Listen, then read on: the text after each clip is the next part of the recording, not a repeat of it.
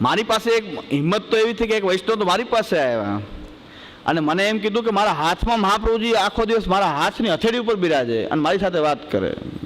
નહીં ભલે કરે, હથેળીમાં વાત કરે, પણ અમારે હથેળીવાળા મહાપ્રભુજી નથી જોતા, એટલે તો અહીંથી જવા છે.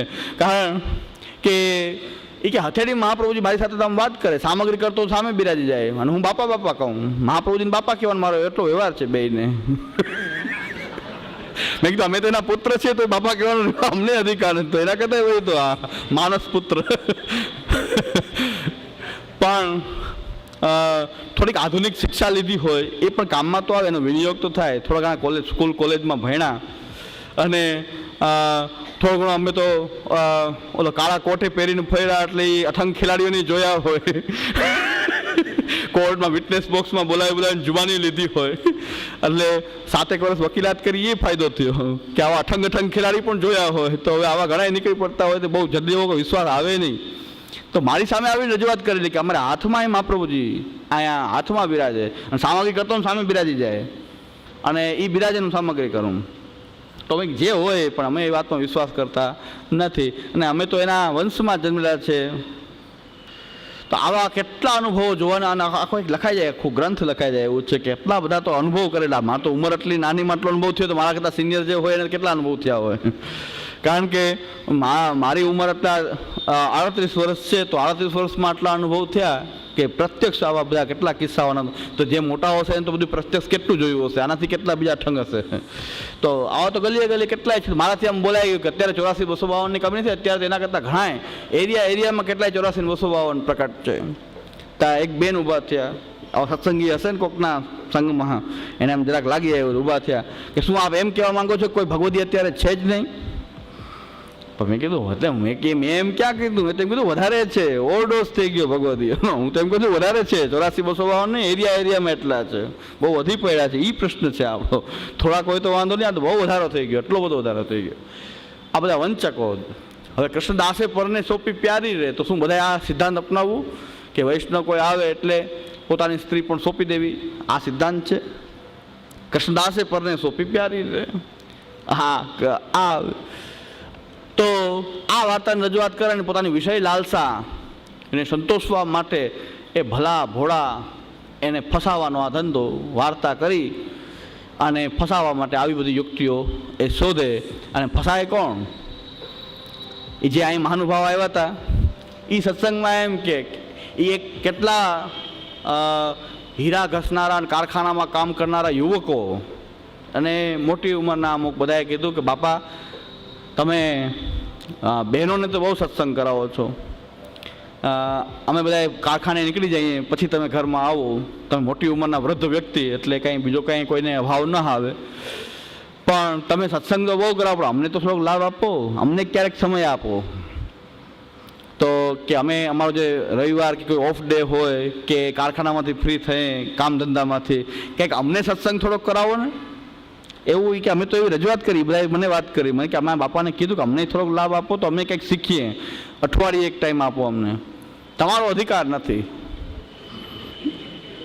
બાપા કે તમારો આ માર્ગમાં જ અધિકાર નથી, આ તો ગોપી પ્રેમ કી ધ્વજા, ગોપીઓનો માર્ગ છે, એ સત્સંગ યાદ થાય. અને એ ભાઈ જો આવ્યા તો મને કેટલું આમ થાય કે એ સામે અહીંયા પ્રવચન સાંભળવા આવ્યો શું? મેં કીધું આ અહીં ક્યાં આવી ગયો કે અહીં હજી માયાજાળ ફેલાવી છે કે શું? અમદાવાદ હજી પૂરું નથી થતું કે હજી અહીં એને કંઈક જોઈએ છે શિકાર, એટલે આવા શિકારી લોકો. તો એ કે અમને આવું કીધું એને તો કે આ માર્ગમાં તો ગોપીઓનો માર્ગ છે, આ તો વ્રજભક્તોનો માર્ગ છે, તમારો અધિકાર નથી. તમે કામ ધંધો કરો, સવારે 8 વાગ્યામાં નીકળી જાઓ અને રાત્રે 9-10 વાગે આવો, ત્યાં સુધી હું ઘરમાં ફેરા કરું, રસ ચાખ ડોલત ઘર. આ પછી ભગવદી એવા કે આવી રીતે બેસાડીને સત્સંગ ન કરે, ઘરમાં જઈને પર્સનલી લાભ દે. કે ઘરમાં કેટલું હિત વિચારે, સવારે 7 વાગ્યામાં સાયકલ બહાર કાઢે, સવારે 7 વાગ્યામાં પાછો 1-1:30-2 વાગે ઘરે આવે, સતત દૈવી જીવનો ઉદ્ધાર, દૈવોદ્ધાર પ્રયત્નાત્મા. એટલે એ દૈવોદ્ધાર પ્રયત્ન સતત સવારે 7 વાગે સેવા નહીં કાંઈ નહીં, સવારે 7 વાગે નીકળી જાય, પાછા 1:30-2 વાગે ઘરે આવે, પ્રસાદ લઈ કલાકે કારામે કરવો પડે બહુ સત્સંગ કરે તો કલાક 1.5 કલાક આરામ કરે, પાછી 3 વાગે પાછી સાયકલ નીકળે બહાર. પછી મારે કુદરતી ભગવત કૃપા, પાછી ભગવત ઈચ્છા કાંઈક એવી હોય તો શું થાય? ભગવત ઈચ્છા કે બહુ આનું સામ્રાજ્ય ચાલ્યું, 10-20 વર્ષ આ બાપાએ ખૂબ ચલાવ્યું સામ્રાજ્ય. પછી કંઈક વૈષ્ણવ કંઈક થયું હોય તો એ અહીંયા વિનંતી કરી તો મારી શિબિર થઈ, તો મારી શિબિર થાય અહીંયા. શિબિર થઈ પછી ઘણા લોકોને ખ્યાલ આવી ગયો કે આ તો આ જ છે, આવા જ છે, શિબિરમાં આવતાય ખરા, એ પાછા આવે ખરા. એટલે શિબિરના જે આયોજક હતા એને પણ એને એમ કીધેલું કે તમે જ બાવાની બધી વાત કરી તો જ બોલે. આ બધું મારું વર્ણન છે તો પાકું કે તમે જ બધી વાત કરી હોય, તમે લોકો જ કીધું હોય તો જ આવું બધું બોલે, નકર ન બોલે. કે અમે કાંઈ થોડું કહીએ કે તમે આમ બોલો, અમે કાંઈ શિબિરમાં શીખવાડીએ કે આમ બોલો, કે આમ બોલવાનું છે. એટલે ઘણા લોકોએ કહી દીધું કે હવે જો અહીં સાયકલ દેખાડે તો બધી વાત છે. એટલે ઘણા એરિયામાં સાયકલ બંધ. હવે સાયકલ જો અહીં દેખાડી જાય એરિયામાં તો મારા પેરાનું થશે. અને જેટલા આપણા સૌરાષ્ટ્રના લોકો ભાવિક એટલા પાછા જો હાથમાં આવી જાય તો પછી પૂરું થાય. જો વિફરે તમે ભાવનામાં જેટલા ભાવનામાં રાખો ત્યાં સુધી ભાવનામાં રહે, અને જો વિફરે તો પછી બાપા તો ડુગલી જેવા છે. આમ તો કંઈ એમાં છે નહીં અંદર બીજું કે એકાદ ધાપડે ખમી શકે. અને આવા કોઈ કારખાનાવાળા સશક્ત કારખાનામાં કામ કરતા હોય, આખો દી મજૂરી કરતા હોય, એકાદ પડી જાય તો એ એટેક આવી જાય બાપાને. એટલે ઘણા કીધું સાયકલ હવે બંધ કરજો, આ એરિયામાં દેખાવી જ ન જોઈએ સાયકલ, સોસાયટીમાં નહીં, આ એરિયામાં નહીં. હવે સત્સંગ જોઈએ જ નહીં આપણે. એટલે પણ વૃદ્ધાવસ્થાને કારણે કોઈ એમ થાય કે બિચારા વૃદ્ધાવસ્થાનું આવું કેમ, તો સત્સંગ કેવા હોય એને આવા જ હોય, બીજું કાંઈ ન હોય. સત્સંગમાં બીજું કાંઈ હોય નહીં. એ એમ કહે છે યમનાષ્ટકનો પાઠ ન કરાય. શું કામ યમનાષ્ટકનો પાઠ ન કરાય? તો કે ગોવર્ધન ધરણ કોણ? આપણા પતિ. આપણે કોણ? એના એ પત્ની કે સ્વામીની. અને યમુનાજી પણ ઠાકોરજીના સ્વામીજી છે. તો આપણે બધા શોક કહેવાય કે નહીં? આ સત્સંગ છે કે શું? એટલે યમનાષ્ટક શોક એટલે સપત્ની. સપત્ની એટલે એની વચ્ચે ભળે કોઈ દી તો યમુનાજીની શોક. તો બધા કે આ કેવા ભાવ પ્રગટ કરે છે, શું ભાવ પ્રગટ કરે આ મારી નાખ. તોય ભાવલાવાળા તો એમ કે હો કેવા ભાવ, કેવા ગૂઢ ભાવ, આપણે જાણતા નથી આવા ગૂઢ ભાવ. એવા ગૂઢ અંદરથી ખોલે, બહુ ગૂઢ ભાવોને ખોલે એમ. એટલે આ પ્રકારને ગૂઢ ભાવને ખોલે કે યમનાષ્ટકનો પાઠ આપણે ન કરાય. આપણા સ્વામી ગોવર્ધન ધરણ, યમુનાજીના સ્વામી ગોવર્ધન ધરણ આપણે શોક કહેવાય, આપણે યમનાષ્ટકનો પાઠ કરાય. મેં તો સારું છે ઠાકોરજી સાથે પોડી જાય સ્વામીજીની જેમ, તો ઠાકોરજી આ સાથે જો સૈયામ પોડી જાય આવી સ્વામીજી હોય તો જવું ક્યાં? તો આવી એવી તો ભગવદ વાર્તા કરે તોય વૈષ્ણવ મોહાય છે ને, આપણે હસવું આવે. પણ લોકો માને છે ને, એ દુનિયા ઝુકતી ઝુકાને વાળા ચાહીએ ને, હશે ને એના સમર્થકો આવું માનતા હશે ને તો જ એની પ્રશંસા થાય કે નહીં? તો એને ભગવદી માનતા હશે, એની પાસે બધા જોડાતા હશે, કાંઈ પૂછે તો એને પૂછીને જ કંઈક કામ કરે બધાય. તો એવું કંઈક સામર્થ્ય ખરું કે નહીં કે આવી વાત કરે? સાવ બુદ્ધિ વગરની વાતો કરે, સાવ બુદ્ધિ વગરની વાતો કરે. સામાન્ય બુદ્ધિવાળો સમજી જાય કે આ કેવી વાત કરે છે. વૈષ્ણવ અને ભગવાન વચ્ચે બે એક સ્વરૂપ છે એમ વૈષ્ણવનું મહત્વ ખૂબ બતાવે. એટલે પોતે જ સામે તાદૃશી તો આ જ દેખાતો હોય ને, કારણ કે સત્સંગ જો વૈષ્ણવનું આવું મહાત્મ્ય છે. હરિગુરુ વૈષ્ણવ સરખા લેખો, ભિન્ન ભાવ હૃદય ન દેખો, દાસપણું ત્રણેયનું ગ્રહેજો, તન મન ધન વિવેક સુજી. ન બોલે તન મન ધન વિવેક સુજી. કેટલું તનનો વિનિયોગ કરવો, કેટલો ધનનો કરવો, કેટલો મનનો કરવો, તન મન ધન વિવેક સુજી. તો એ દાસપણું ત્રણેયનું ગ્રહ કાંઈ વાંધો નહીં, પણ વિવેક રાખીને કરવું જોઈએ. પણ આવું બતાવે, વૈષ્ણવનું મહાત્મ્ય ખૂબ બતાવે. એવા પ્રસંગો એ 84,252માંથી એ 84,252ના પ્રસંગો એમાં જોડે. બીજું એની પાસે કોઈ હથિયાર તો છે જ નહીં, આ જ હથિયારથી મારવું છે, પ્રસંગોના હથિયારથી મારવું છે. જો ઠાકોરજીને બધું સમર્પણ છે તો વૈષ્ણવને બધું સમર્પણ છે. વૈષ્ણવથી ભિન્નભાવ રાખવો તો હજી દુરાઈ રાખીએ છીએ આપણે. વૈષ્ણવથી જો આપણે ભગવત સ્વરૂપ નહીં માનીએ વૈષ્ણવને તો હજી આપણે કંઈક દૂરપણું રાખીએ છીએ, હજી આપણને પૂરો ભાવ થયો નથી, હજી મર્યાદામાં જ છીએ, શુદ્ધ પુષ્ટિમાં નથી આવ્યા. પ્રસંગ ટાકશે કૃષ્ણ દાસે સોંપી પરને પ્યારી રે. તો એ કૃષ્ણ દાસે સોંપી પરની પ્યારી રે. હા, તો એવી વાત કરે. તો હવે આ પ્રસંગની પણ જરાક સ્પષ્ટતા કરી દઉં. 84 ને 252ની વાત જે છે એ કેવી છે ને કેવી રજૂ કરવામાં આવે, કઈ રીતે રજૂ કરવામાં આવે. હકીકતમાં આપણને તો એવો ક્રોધ આવી જાય કે 84 ને 252 છે શું, એ ફળની વાત છે.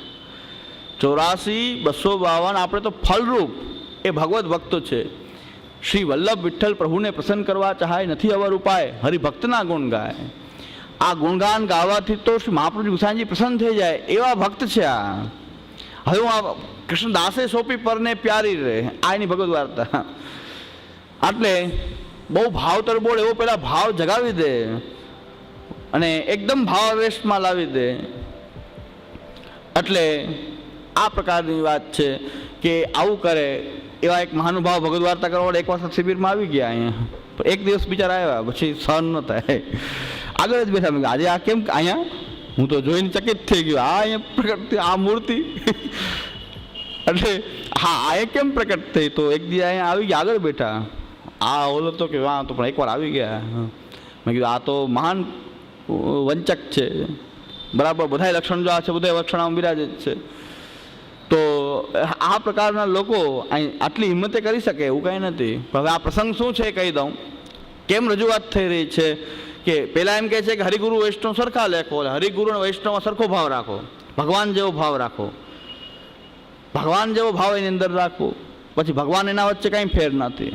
એટલે પોતે ભગવાન થઈ ગયું, એક વાત નક્કી થઈ ગયું, પોતે કૃષ્ણ બની ગયો. આ રીતે ઇનડાયરેક્ટલી બધી રજૂઆત કરીને પોતે કૃષ્ણ થઈ ગયો.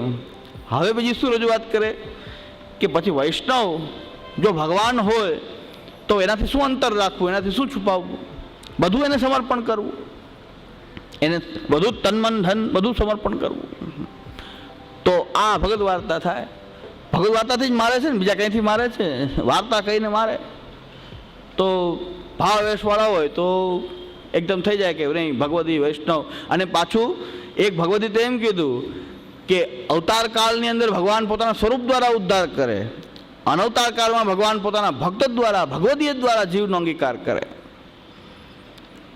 એટલે અત્યારે ઉદ્ધારનું કાર્ય કરવાવાળા અમે જ છીએ એમ. પાછું અનવતાર કાળમાં તો ભક્ત થાય. મારા કરતાં પણ મારા ભક્તને અધિક માને છે ને, એકાદશ સ્કંદમાં મારા ભક્તને અધિક માને સૌથી. અને મારા ભક્તને હું વશ છું. ભગવાન પણ કહે છે કે હું ભગવદીને વશ છું. તો ભગવદીનું સામર્થ્ય વધારે કે ભગવાનનું સામર્થ્ય વધારે? ભગવાન પણ ભગવદીને વશ છે. તો એ એવી વાત કરે કે ભગવાન પણ ભગવદીને વશ છે. આવી બધી એની વાકચાતુર્યતાનો પ્રયોગ કરે.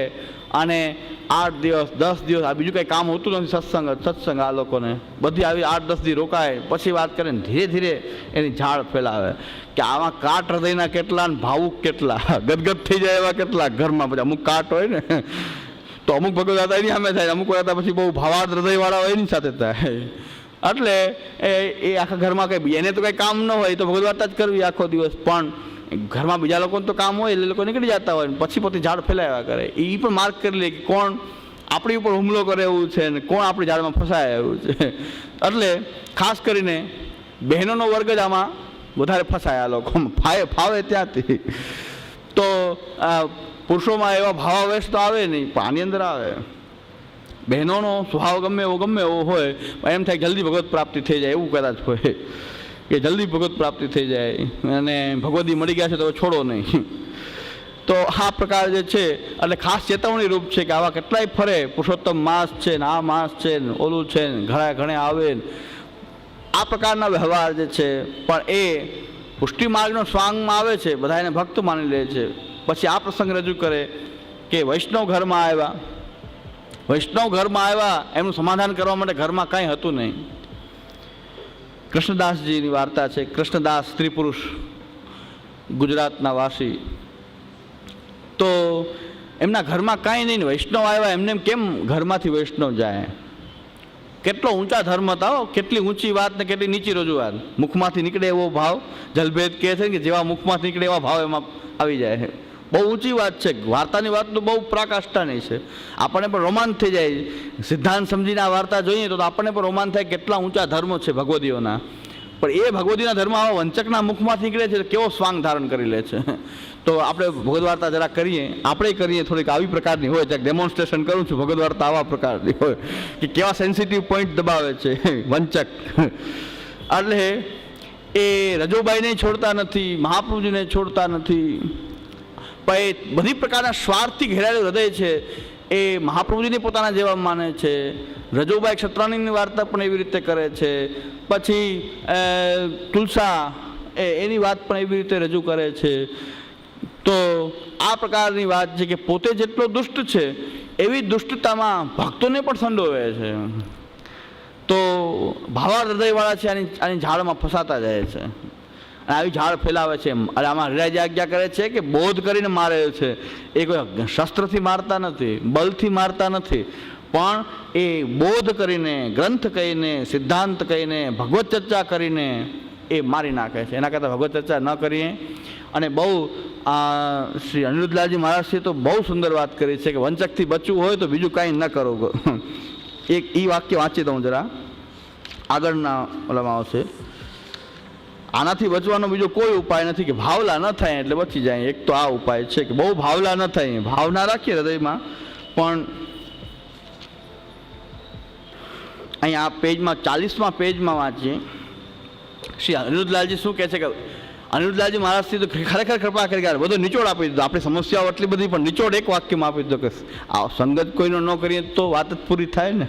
ગમે તે અજાણ્યા લોકોને ઘુસાડવા જ નહીં, વાત પૂરી થાય.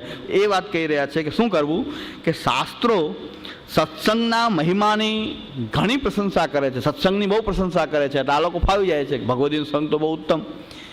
સત્સંગની બહુ પ્રશંસા કરે છે શાસ્ત્રમાં, પણ આ કલિકાલમાં સંગ કરવા લાયક સાચો ભક્ત ક્વચિત જ મળી આવે છે, ક્યાંક જ મળી આવે. કે અત્યારે એટલા બધા ભગવદી થઈ ગયા, 500 વર્ષમાં 84ની સંખ્યા વધી નહીં. 500 વર્ષમાં અત્યારે ગામે ગામ 84 નીકળે, એરિયા વાઇઝ 84 પ્રકટ થાય. એટલે હું આ એક વખત અંકલેશ્વરની 2-3-4 વર્ષ પહેલાં અંકલેશ્વરમાં શિબિર હતી ત્યારે મેં આમ કીધું કે ભાઈ અત્યારે તો પહેલાં 84 ને 252 જ ભગવદી થયા અત્યાર સુધી, પણ અત્યારે તો બધે જ પ્રાપ્ત છે.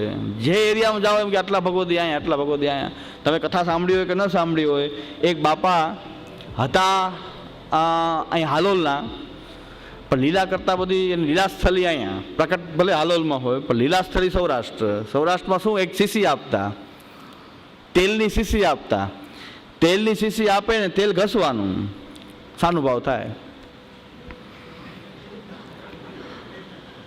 કેટલો શોર્ટકટ, સાનુભાવનો ભગવાનનો અનુભવ થાય, સાક્ષાત્કાર થાય. ખાલી તેલની શીશી આપે, તેલ તમારે ઘસી લેવાનું, તેલ ઘસી લેવાનું, તેલની બધાને શીશી આપે. મેં તેલનો વેપાર નહોતા કરતા ને, કંઈક ધંધો કરે તેલનો હોય, એ બાને એક શીશી બધાને આપે અને તેલની શીશી આપતા. પછી મેં કન્ફર્મ કર્યું તો અમારે એક ક્લાસમાં એક બધો ભાઈ નિયમિત અમારા જે વર્ગ ચાલે છે એ ભાઈ કીધું હા કે મેં તો ઘસાવેલું જ છે. મેં કીધું હું ખોટો નથી, તો આપણે જોયું નથી, સાંભળેલી વાત કરવી અધરો અધર. તો એ ભાઈ અમારા જે ક્લાસમાં આવે આ બધું અધ્યયન કરવા જતા એણે કીધું કે આ વાત સાચી છે ને મેં ઘસેલું જ છે. તો કંઈક સાક્ષાત્કાર થયો, કંઈક સાનુભાવ થયો કે મને તો કાંઈ થયું નહીં, તોય કાંઈ બોલાય કેમ? તો કે એમ લાગે કે બધાને સાનુભાવ થતો હશે, મને નહીં થતો કે હું નાસ્તિક છું. કે મને તો કાંઈ થયું નહોતું, પણ મને એમ કે જો આ તેલ અલૌકિક તેલ આપતા હોય, ખાલી તેલ ઘસવાથી સાનુભાવ થાય. આ વાત સાંભળેલી ખરી, પ્રત્યક્ષ મને ખબર નથી, હું બોલતો નહીં, પણ આ પ્રત્યક્ષ મને પ્રમાણે મળી ગયું કે તો હાથે રહેલા કે અમે તો ઘસેલું છે, તો બસ કલ્યાણ થઈ ગયું. તો પણ મેં તમે કીધું નહીં કે મને આમાં કેમ કાંઈ સાનુભાવ નથી થતો, તેલ ઘસાયું પણ કાંઈ થતું કેમ નથી, કે કાંઈ બોલવાની હિંમત ન થઈ. એ જ એને સામર્થ્ય, એ તેલ ઘસતા હશે સામર્થ્ય કે એને આ બધાની લીલા. કોઈ બીજાને કાંઈ દુસંગ વિજ્ઞાનનો અનુભવ હોય કે ન હોય, પણ જન્મથી સૌરાષ્ટ્રમાં રહીને બધે ફરો અને વાત સાંભળો તો દુસંગ વિજ્ઞાન પ્રકાર નિરૂપણ આપણને આખું સામે તરી આવે. કેટલા છે આવા 84 ને 252 પછી કેટલા પ્રકટ થયા ભગવદીઓ, કેવા એવા શોર્ટકટ. મહાપ્રભુજીને વિચાર ના આવ્યો કે સાનુભાવ કરાવવા માટે કોઈ તેલ શોધી શકાય. તેલ શોધ્યું અને તેલ લગાડો સાનુભાવ. મેં કીધું તેલ લગાડી દેતા કે આપણે લગાડવાનું? ના, એક શીશી આપતા ખાલી. મેં બધાને કે ઘસે. મેં આપણે તો સૌરાષ્ટ્રમાં એવા છે ઘસાવાય પાગો માથું તરે. બાપા ઘસો બીજું શું થતો હોય સાનુભાવ તો આપણા તો એવા છે મેં કીધું ઘસી દે તો માથું ધરે કે ઘસો ને કે સાનુભાવ પ્રકટ થતો હોય તો ઘસાવી દે માથું ધરી દે. તો કે એમ નહીં શીશી બધાને આપે સત્સંગ કરે પણ તેલની શીશી બધાને આપે બધા લગાવવાનું તેલ. પાછું કોઈ બોલ્યું નથી એના મોઢે કે અમને થયો નહીં એમ કે આપણે એમ કહીએ કે સાનુભાવ ન થયો તો કે આપણે એક નાસ્તિક શું બધાને થતો હશે ને આપણને એકને નહીં થતો કદાચ એવું બને એટલે એમ શરમ ધર્મ બધું એને ચાલ્યું ગયું. તો એ કાંઈ થયું નહીં તેલ ઘસો ને સાનુભાવ.